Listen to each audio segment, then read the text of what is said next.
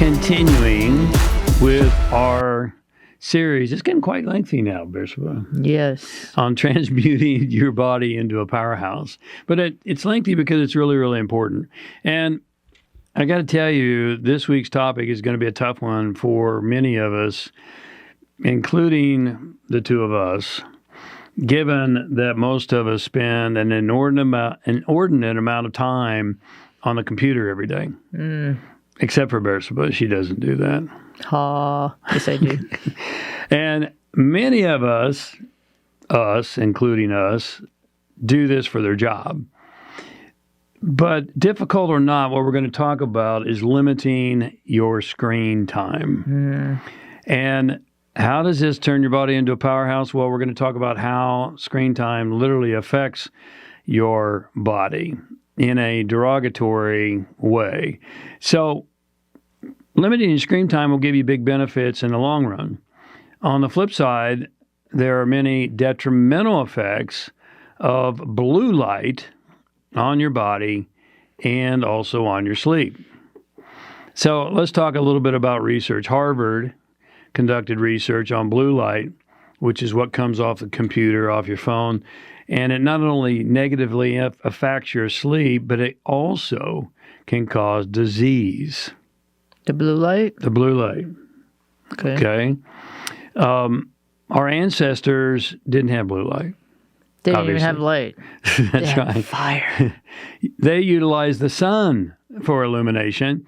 And when the sun went down, what did they do? Fire. They went down, or they had a fire. Obviously, there are benefits to extending our illuminated hours, but we need to do this judiciously. What we're toying with artificial lighting is our circadian rhythms.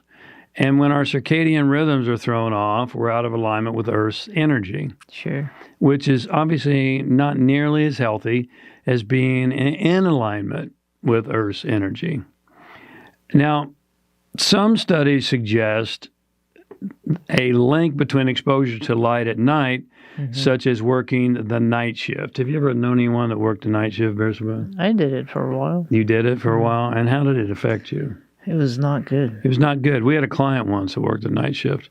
And yes, it throws your circadian rhythms all off. And being exposed to light at night, not just night shift, but lots of light at night can cause diabetes. It can cause heart disease and obesity. Wow. Yeah, interesting. Now, Stephen Lockley, a Harvard sleep researcher, said light at night is part of the reason so many people don't get enough sleep.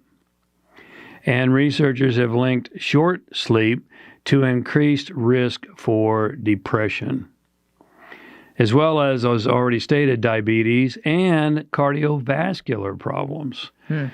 That's poor sleep, not getting enough sleep. And that goes back to exposure to light at night. While light of any kind can suppress the secretion of melatonin, blue light is much more powerful in a negative way. And, I mean, let's face it, Bersaba and I, we spend quite a bit of time at our computer. Yes. And on our phone. Sure. For business. And so we'll talk about some ways to get around that and how to deal with that in a couple of moments. Excessive use of screens can also lead to eye strain. It can reduce physical activity. And so one of the things that Bersaba and I decided to do some time ago is that we would only watch TV 2 times per week, minimizing screen time. Now, screen time was not the only reason for this decision. We also realized, why did we stop watching TV? Well, because TV's full of crap. How do you really feel about it? I mean, what are you spending your time watching? Wasting your time watching? Unless if it's something, I don't know, educational or informing. And that's what, an hour or 2? That's it. Right. I mean, we also realized we were crutching out on television. and not Sure. being very judicious about what we watch. Sure. We got into the mode of let's watch anything just to watch something. Mm-hmm. And that's it just was not empowering. No. Now, making this decision, what were some of the benefits we got from making that decision, Bersaba? Of stopping with the TV? Yes. Or the programs we watch? And the TV in general. Yeah, I mean, I tend to think that it's because of the programs that we stop watching. The benefits that I see from that is we're able to see things a lot more clearly. You can think a lot more clearly. You kind of break out of that programming that you've been conditioned. Interesting choice of words. Sure. I mean, you keep watching things, it kind of tells your unconscious how to behave and be.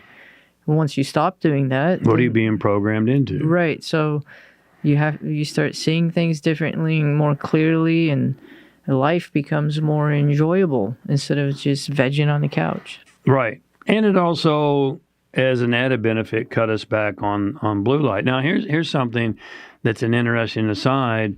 Do you realize, and I wrote about this in Harmonic Wealth all the way back several years ago, and do you realize that even when your TV is turned off, it's still emanating frequencies from the television? And Bersaba had me test this because if you start a streaming program and you turn the TV off, then you turn it back on, it's still running, even after you've turned it off. Yep. And so there was a lot of benefits to that. We also realized we were crutching out on television, not being very judicious, as I was talking about. This was not empowering. And making the decision, besides the things Bersaba has already talked about, in fact, helped us do both. We not only cut way back on screen time, we became very selective about what we would allow ourselves to watch. Yep. Now, we no longer watch any movies. Nope. We used to love to watch movies. Not anymore. And unfortunately, there's just not a lot of valuable movies that are made these days. Now we only watch podcasts with deep topics or documentaries so that we can learn some things. And selective documentaries. And selective ones, that's right. Even documentaries, they persuade you to believe something that's not true. It's their narrative. That's correct. That's very correct. So not only those things, but it also made a tremendous positive impact on us both personally as well as our relationship connectivity. Let's face it. We had to talk guys, to each other. We started talking to each other more. Let's face it, watching the same TV program is not relationship time. Or family time. Or family time. No. It's just not. You know, how many times are you having connected, communicative conversations during a TV program? Probably not often, because one, if not both of you, are going to go, be quiet so I can hear what's going on. I mean, you're sitting there staring at the same thing. It's not relationship time. It's not family time. So here are a few recommendations as to what you can do. Again, according to Harvard research. Number one, use dim red lights for night lights. Now, we don't specifically do that, but that's one thing Harvard recommends. Red light is less likely to shift circadian rhythms. And red lights like in the kitchen? Yeah, or anywhere after hours. Like literally red? Yes. Wow. Dim red lights. That would be creepy. It would be very fascinating. It'd be interesting. We should try it. We should do that. Avoid looking, and by the way, it's not as likely to shift circadian rhythms and suppress melatonin. Avoid looking at bright screens beginning 2 to 3 hours before bed. Whoa. So, get off your phone. And this is what Harvard says, 2 to 3 hours before bed. I've also heard research that says at least half an hour before bed. But get off your phone. And if you're addicted, that becomes a little difficult. At the very minimum, get a pair of blue blocker glasses. I wear contacts, and I used to wear contacts almost all day long. and not so much anymore because these are not only prescription, but they also have blue blockers built into them. And Bersaba has blue blocker glasses that are prescription, but she's more vain, and so when we shoot a podcast, she doesn't want to wear her glasses. Excuse me. They're reading glasses, thank you. That's right. If I put that on, we'd be in trouble right now. Yeah. If you work the night shift or use a lot of electronics at night, consider at minimum wearing blue blocker glasses. And you can pick up a very inexpensive pair in a variety of places, or installing an app that filters out the blue-green wavelength at night. Expose yourself to lots of bright light during the day, which is difficult for some of us because if we work from home or we have an office job, that means you got to get up and get out into the sunlight throughout the day, which has a lot of benefits as well, including increasing vitamin D and lots of other things. But it helps with blue light, getting bright light during the day, which boosts your ability to sleep at night, as well as boosts your mood and your alertness during the day. Set boundaries for screen time, especially before bedtime. Yes. Now, while many of and if you happen to get up and have a nature call in the middle of the night, don't get on your phone, because one of the things that I believe is Dr. Huberman has proven and talked about is that if you look at your phone after 11 p.m., it dramatically decreases your depth and quality of sleep, which you don't want to do. We've talked about the detrimental effects of that. Now, many of these things require a lifestyle adjustment, and we promise you, your life will thank you, and your partner will thank you. Your partner will thank you, and your quality of experience will thank you. Hopefully this is valuable. It's simple and yet simply just not used.